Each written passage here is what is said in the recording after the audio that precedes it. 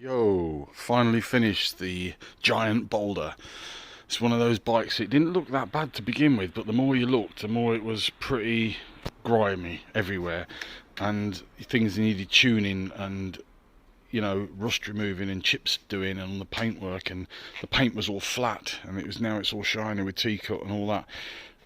Nothing particularly major needed replacing, but it was apart from the pedals, which looked really naff. So I got these cheap ones for about about £3 from the range, and it just makes it look a bit more, modern. But it's a 1997, I found out. 17.5-inch frame. It's got a beautiful paint job underneath all that grime. It's got bosses for the rack if you want to put a rack on it. It's got V-brakes and they're pretty good. They stop you pretty good. The tyres are in pretty good condition. Somebody's replaced them, I think, from new, but they're not bad Continental tyres. But yeah, I cleaned out all of the usual stuff, gave it a bit of a polish everywhere, tuned up the gears. There was about 3 different punches that I had to put right, but overall it's come up nice.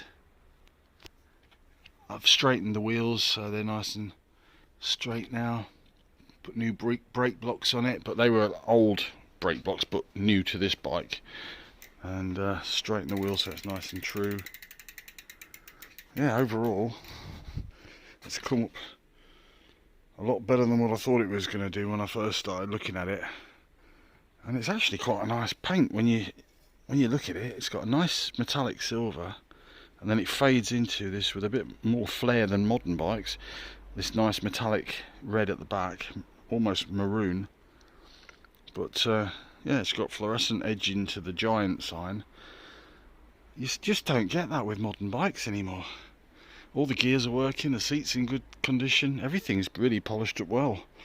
So I'm going to take it for a quick spin around the block, make sure everything's working on it, and then I'll make a YouTube clip of it and put the befores and afters on later today. See ya!